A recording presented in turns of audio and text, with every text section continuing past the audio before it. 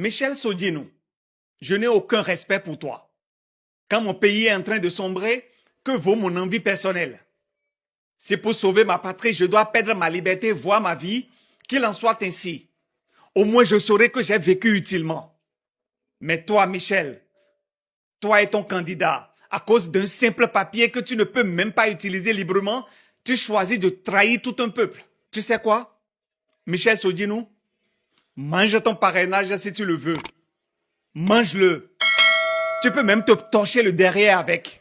Mais sache une chose, l'argent que tu as reçu pour trahir ce peuple ne te portera jamais bonheur. Bonjour la famille, bienvenue sur Achille Free, votre chaîne de vérité, de résistance et de courage. Depuis quelques jours, une affaire secoue tout le Bénin. Une affaire qui fait trembler les murs de la République et qui attire une fois encore les projecteurs du monde sur notre pays, l'ancien Dahomey. Mais cette fois, non, ce n'est pas la statue de l'Amazone. Ce n'est pas non plus le terrain de golf d'Avlekete de M. Patrice Talon.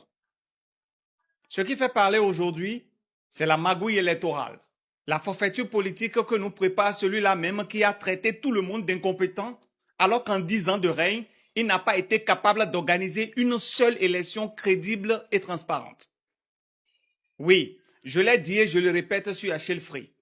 La dernière véritable élection à laquelle le peuple béninois a participé librement, c'était celle de 2016. Celle-là même qui a amené Patrice Talon au pouvoir. Depuis ce jour, tout ce qu'on a connu dans ce pays, ce sont des simulacres d'élections, des mascarades, ou pour parler comme le peuple, du cantata pur et simple. Et pour conserver le pouvoir, les gens au sommet n'ont jamais hésité à faire couler du sang. Le sang de ceux qui ont encore une paire de couilles. Le sang de ceux qui ont encore de la dignité, de l'honneur, du courage. Parce que malheureusement, aujourd'hui au Bénin, le courage est devenu un crime. Oui, le courage est de dire non. Le courage est de refuser de se soumettre. Le courage de penser par soi-même. Ce courage-là est devenu un crime dans le pays de M. Patrice Talon. Et quand on voit les marionnettes qu'ils appellent grands électeurs, on comprend que le pays est pris en otage. Ces soi-disant grands électeurs ne sont ni grands ni électeurs. Ce sont des vassaux, des vendus, des agents à la solde de Patrice Talon. Mon intervention ce jour aura plusieurs volets. Sans tourner autour de pot, allons droit au premier. L'affaire Michel Sodino. Ce fameux 28e député, celui qui s'est évaporé dans la nature, dont le parrainage a été annulé puis repris dans le but évident d'invalider la candidature de l'opposition à la présidentielle de 2026. Cet homme, Michel Sodino, est aujourd'hui sur toutes les lèvres. J'ai écouté beaucoup d'analyses à son sujet. Certains disent qu'il aurait reçu de l'argent. D'autres prétendent qu'il serait séquestré. Et il y a même dans cette république des pseudo-intellos qui osent dire que son parrainage lui appartient et il en fait ce qu'il veut. Bref, certains le supplient, d'autres l'insultent. Mais moi, Achille, ici sur Achille Free, je veux lui parler directement. Michel Sodino, je n'ai aucun respect pour toi. Et la raison est toute simple. En anglais, on dit « respect is reciprocal ». Ce qui veut dire que le respect est mutuel, est réciproque. C'est toi, Michel Sodino, tu n'as eu aucun respect pour tout ce peuple qui est resté debout toute la nuit durant devant le siège de votre parti pour réclamer votre duo. Si tu n'as eu aucun respect pour ceux-là qui sont sortis sous les menaces pour aller voter afin que tu puisses trouver une place à l'Assemblée nationale, je ne vois pas la raison pour laquelle moi je vais te respecter. Parce que parmi ces gens-là, il y avait des personnes plus âgées que toi. Et tu leur as manqué du respect. Alors pourquoi vais-je te respecter? Alors Michel Sodino, je n'ai aucun respect pour toi. Et comme le disait le regretté chanteur philosophe béninois Yedeno Adjahoui, nous si lorsou nous siede. Mais ma siede, mais ma rufi bonansi. Pour mériter le respect des autres, il faut d'abord se respecter soi-même. Alors Michel, dis-moi, qui t'a menti au point de te faire croire que le parrainage t'appartient? Pourquoi souffrons-nous d'une amnésie collective lorsque cela nous arrange?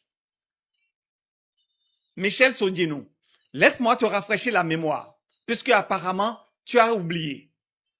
Tu as oublié d'où tu viens. Tu as oublié comment tu es parvenu à l'Assemblée nationale. Alors laisse-moi te rafraîchir la mémoire. Quand Patrice Talon a transformé les élections en période de terreur, quand les Béninois ont commencé à avoir peur d'aller voter, de peur de se faire tirer dessus, certains Béninois, malgré tout, ont pris leur courage à deux mains. Ils sont sortis, ils ont bravé les menaces, ils ont bravé la pluie, le soleil, la peur. Ils l'ont fait non pas parce qu'ils étaient payés, mais parce qu'ils aiment ce pays, le Bénin. Parce que contrairement à toi, une bonne partie du peuple ne supportait pas une assemblée nationale monocolore imposée à coups de fusil et dans le sang. Ils ont voulu redonner un souffle à la démocratie au Bénin. C'est grâce à ces hommes et à ces femmes courageux que ton parti, les démocrates, a obtenu 28 députés. Juste le nombre nécessaire pour permettre à l'opposition d'avoir droit au parrainage. Mais toi, Michel, tu l'as vite oublié. Oui, tu sembles bien l'oublier. Ces électeurs ne t'ont pas confié un privilège personnel. Ils t'ont confié une mission. Une mission de sauvegarde de la démocratie, ou du moins ce qu'il en reste encore dans cette république abîmée. Ces gens-là n'ont pas voté pour les démocrates parce que tu les as payés. Ils ont voté pour tenter de réduire l'injustice pour que la voix du peuple puisse encore compter. Et aujourd'hui, ces mêmes citoyens te demandent simplement de leur rendre ce qu'ils t'ont confié, ce bout de papier qui symbolise leur espoir. Ces Béninois-là ne te demandent pas les papiers de ta maison. Ils ne te demandent pas les clés de ta voiture. Ils ne demandent pas non plus la main de ta fille. Ils te demandent juste de rendre le parrainage. Mais toi, tu leur dis, tant qu'on ne choisira pas mon candidat, je ne donnerai pas le parrainage. Ah bon? Michel, tu es sérieux là? Tu es vraiment sérieux? Mais dis-moi, toi et ton candidat, vous croyez que ce pays est votre propriété? Vous savez quoi? Allez vous faire voir. Parce que vous n'êtes qu'une bande d'hypocrites et de vendus manipulés par Patrice Talon qui vous tient par la gorge. Ton candidat lui-même sait très bien qu'il n'est pas présidentiable, puisqu'il ne peut s'auto-parrainer selon la loi de votre maître Patrice. Michel, je vais te dire la vérité. Maître Agbodo n'est pas non plus mon candidat. Michel, je vais te dire une vérité aujourd'hui. Maître Agbodo n'est pas mon candidat non plus. Celui que je porte dans mon cœur n'a pas été choisi. Mais qu'est-ce que cela change? Quand mon pays est en train de sombrer, que vaut mon envie personnelle? Si pour sauver ma patrie, je dois perdre ma liberté, voire ma vie, qu'il en soit ainsi. Au moins, je saurai que j'ai vécu utilement. Mais toi, Michel, toi et ton candidat, à cause d'un simple papier que tu ne peux même pas utiliser librement, tu choisis de trahir tout un peuple. À cause d'un simple papier que seuls les ennemis de la République peuvent acheter pour nuire, tu joues à l'homme fort. On te supplie. Mais laisse-moi te rappeler ceci. Pendant que le peuple qui t'a porté à l'Assemblée nationale meurt de faim, pendant que leurs enfants croupissent en prison, pendant que leurs parents sont forcés à l'exil, toi, Michel, tu es à l'Assemblée nationale là où ce peuple, ce même peuple qui te demande de le défendre aujourd'hui t'a envoyé. Tu gagnes 5 millions par mois. Sans compter les primes, les véhicules, les avantages. Tu sais quoi? Michel Sodinou, mange ton parrainage si tu le veux. Mange-le. Tu peux même te torcher le derrière avec. Mais sache une chose, l'argent que tu as reçu pour trahir ce peuple ne te portera jamais bonheur. Et rappelle-toi, Judas lui aussi avait vendu son maître pour quelques pièces d'argent. Mais tu sais ce qui s'est passé? Il n'a pas eu le temps d'en profiter. Il s'est pendu pendant que celui qui l'a trahi était encore vivant. Son maître qui l'a trahi était encore vivant quand lui qui l'a vendu, le traître, s'était déjà pendu. Je vais passer au deuxième volet de mon sujet de ce jour. Chers amis, chers compatriotes, vous le savez, ici sur Achille Free, on n'élude rien. On nomme, on décrit, on accuse quand il le faut parce que la vérité doit être claire. Ce que je vais dire maintenant, c'est pour que vous compreniez la mécanique. Comment on retourne la loi, comment on utilise la justice comme outil politique et comment on protège ceux du clan pendant qu'on broie les autres. On marche sur les plus faibles. On brise ceux qui ont encore le courage de parler, de s'exprimer, de penser par eux-mêmes. Commençons par l'action judiciaire qui a mis le feu aux poudres ces derniers jours. Une décision prise à la hâte, rendue à quelques heures seulement de la clôture du dépôt des candidatures. Écoutez bien.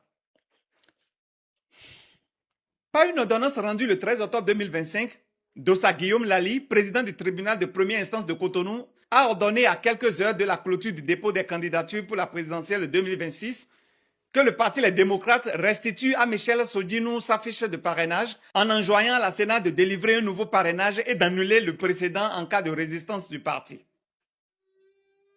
Et dans la précipitation, la Sénat s'est exécutée. Je dois avouer mon admiration pour la promptitude des institutions de ce pays lorsqu'il s'agit de rendre service aux puissants. Mais monsieur Lali, si vous êtes si efficace dans votre travail, pourquoi n'a-t-on pas la même célérité dans le dossier Hugues Sossoukwe, Julien Kandé-Kansou, Shadrack Watowede et tant d'autres prisonniers politiques qui attendent leur jugement depuis des mois? Pourquoi dans ce dossier on ne remarque pas votre promptitude? Dois-je rappeler l'affaire Feliho et Balé où l'actuel ministre d'État en charge des Finances et futur candidat de la mouvance, M. Romiad Wada, y est impliqué? Ou bien vous allez me dire que vous l'ignorez? La décision DCC 25-152 du 22 mai 2025 de la Cour constitutionnelle a acté que le ministre Wada n'a pas répondu à des interrogations précises et documentées sur un dossier comportant d'éventuelles infractions financières, falsification, usage de faux, blanchiment. Son administration a bloqué la transmission du dossier au parquet, violant ainsi la procédure légale de lutte anti-blanchiment, pourtant essentielle pour un ministre des Finances. Alors que M. Romiad Wada se présente comme le garant d'une gestion rigoureuse et intègre, ces éléments, validés par la plus haute juridiction du pays, ne posent-ils pas une question sérieuse sur son aptitude à assumer de hautes fonctions et sur les risques que son leadership pourrait poser à la stabilité financière et à la réputation internationale du Bénin? Pourtant, sur ces affaires graves, où on parle de falsification, où on parle d'usage de faux, de blanchiment, M. Dossa Guillaume Lali, le Zorro de la justice béninoise, ne semble pas si prompt. Mais pour des décisions qui ne relèvent même pas de sa compétence, il sait, lui, prendre des décisions hâtives et dangereuses pour la République. Puisque selon l'article 117 de la Constitution du 11 décembre 1990, la Cour constitutionnelle est seule compétente pour connaître du contentieux électoral. En se déclarant compétent pour trancher un litige relevant d'un processus électoral et a fortiori en référé, le tribunal de première instance a commis une violation flagrante de la Constitution. La jurisprudence constante interdit toute émission des juridictions ordinaires dans le champ électoral. Mais aujourd'hui, que vaut la Constitution béninoise? Puisque depuis 2016, sous ce régime de la rupture de M. Patrice Talon, la Constitution béninoise a moins de valeur que le cahier de brouillon d'un écolier du CE1. On en fait ce qu'on veut. On la révise comme si c'était un brouillon. Hélas, ceux qui nous gouvernent semblent croire que nous avons tous de la boue à la place du cerveau. Même si nous n'avons pas été trop à l'école, au moins ces béabas-là, nous les connaissons. C'est vrai, moi je n'ai pas fait le droit. Je n'y connais pas grand-chose. Mais une chose est sûre, même le dernier de la classe sait que vous n'êtes pas sur le droit chemin. Voilà une décision rendue en toute violation du droit béninois dont l'exécution précipitée menace de replonger le pays dans un cycle de tension à la veille d'un scrutin majeur. Quand on voit cette ordonnance du 13 octobre 2025 rendue à la hâte, on comprend que la justice n'est plus neutre. Elle est instrumentalisée. Dans un état de droit, on ne joue pas avec les compétences juridictionnelles. L'article 117 est clair. C'est la Cour constitutionnelle qui tranche le contentieux électoral. Et pourtant, un tribunal ordinaire se permet d'intervenir en référé. C'est une rupture grave. C'est une manœuvre destinée à produire un effet politique immédiat. Récupérer un parrainage, planifier une liste, verrouiller une candidature. Monsieur Guillaume Lally, le contraste est indécent. La vivacité avec laquelle le tribunal de Cotonou a agi le 13 octobre 2025, opposé à l'attente interminable des dossiers concernant les prisonniers politiques et les leaders d'opinion, et surtout l'affaire Félix-Robal dont je viens de parler, montre un choix politique. Quand la justice devient instrument de pouvoir, la démocratie se meurt. Et ce sont nos institutions même qui se déshonorent. Certains parmi vous se posent la question suivante. Mais que cherche le pouvoir de Talon? C'est simple. Neutraliser l'opposition avant même que la compétition commence. En jouant sur les règles, en forçant les décisions, en pressant les ordres, ils créent un calendrier qui favorise leur intérêt. J'ai entendu quelqu'un dire un jour, ce monsieur n'est pas un compétiteur. Lorsque vous vous mettez sur la ligne de course, cette ligne de départ, il vous tire une balle dans la jambe avant que la course ne commence. Et voilà encore une preuve. Et au final, la liste officielle qui sera déposée, elle sera propre, conforme, avec tous les tampons et les signatures qu'il faut, mais vide de véritables confrontations démocratiques. Ce n'est pas seulement une affaire juridique, c'est moral. Quand un ministre refuse d'appliquer une décision constitutionnelle dans une affaire de blanchiment, il met en danger la réputation du pays, la confiance des investisseurs, la crédibilité de nos institutions. Et ça, ce dossier-là, M. Guillaume Lally devrait mieux vous préoccuper. Montrez votre promptitude dans un tel dossier. Quand un tribunal outrepasse ses compétences pour servir une manœuvre politique, il fragilise la paix sociale. Et lorsque ceux qui devraient protéger la loi deviennent ses fossoyeurs, nous n'avons plus d'autre recours que la vérité publique. Tout cela forme un tableau qui n'est pas anecdotique. C'est la révélation d'un système. Un système où l'on choisit la vitesse de la justice selon les intérêts du pouvoir. Le peuple béninois doit voir ces faits, les comprendre et surtout les garder en mémoire. Parce que ces dossiers reviendront un jour et chacun devra répondre de ses actes. Maintenant, abordons le troisième volet de notre intervention. Reprenons là où nous nous étions arrêtés. L'affaire de parrainage est devenue aujourd'hui le symbole parfait de la dérive autoritaire du régime Talon. Mais pour comprendre le niveau de manipulation qu'on nous sert, il faut décortiquer la mise en scène juridico-politique qu'ils ont orchestrée avec des pions placés à tous les niveaux de l'appareil d'État. Derrière toute cette mise en scène, il y a un crime contre la République, le viol de la Constitution béninoise. Le parrainage au Bénin n'est pas une invention divine. C'est une modification politique imposée de force en 2019 dans un contexte où aucune opposition n'était représentée à l'Assemblée nationale. C'est donc une loi illégitime votée dans des conditions inconstitutionnelles. Mais si nous dirons durales sed les. La loi est dure, mais c'est la loi. Donc on n'a pas le choix. Il faut la respecter. Mais depuis, on voit bien le résultat. Le peuple n'a plus le droit de choisir librement ses dirigeants. C'est une poignée de députés et de maires, pour la plupart corrompus ou menacés, qui décident à la place des 13 millions de Béninois. C'est cela qu'on appelle aujourd'hui la démocratie? Non, c'est de la dictature sous uniforme légal. C'est une dictature que vous avez habillée d'une uniforme légale. Et je vous le dis avec force, aucune constitution au monde ne peut justifier qu'un citoyen élu du peuple confisque la volonté de ce peuple au profit d'un seul homme ou d'un clan. Le parrainage tel qu'il est appliqué au Bénin est anticonstitutionnel, immoral et criminel. Ce mécanisme est devenu l'âme de Patrice Talon pour éliminer tout adversaire sérieux avant même que la compétition ne commence. Une sorte de filtrage politique où seuls les candidats bénis par la Marina ont le droit d'exister. Et le plus cynique, c'est qu'ils appellent cela des réformes.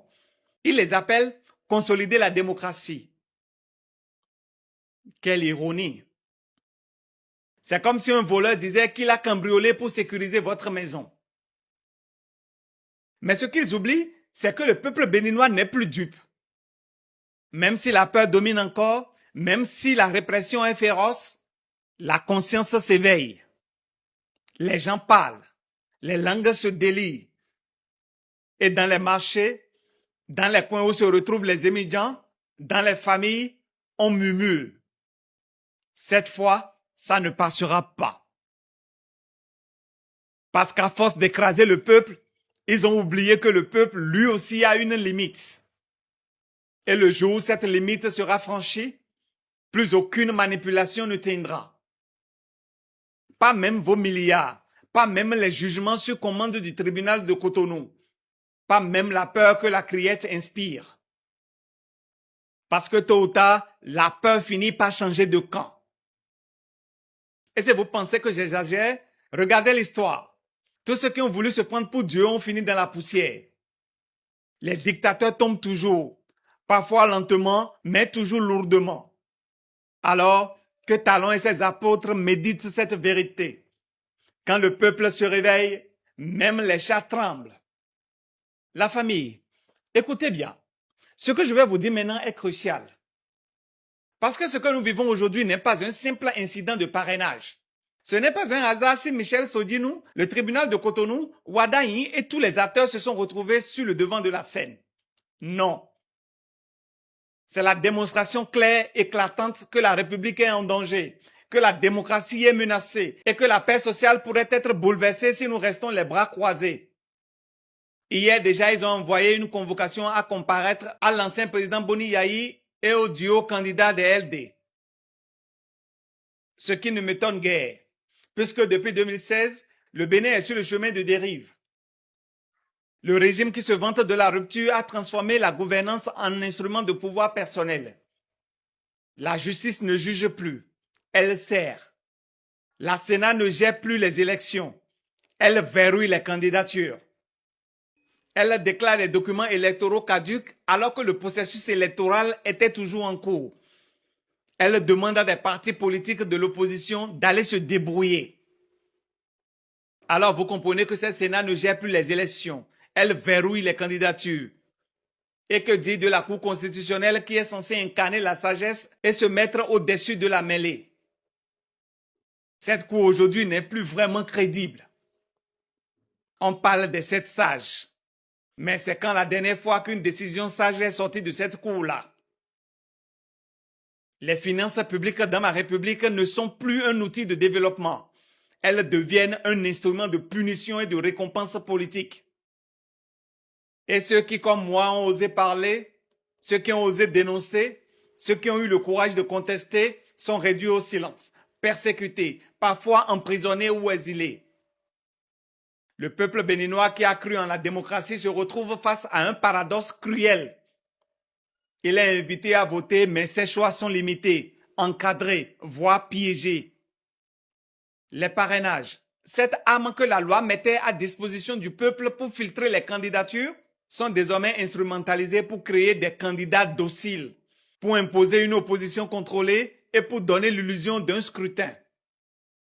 Ils ont donné le parrainage à Paul Rumpé des FCBE pour constituer un duo fantoche, un peu comme celui de Irénée Agossa et de Koué.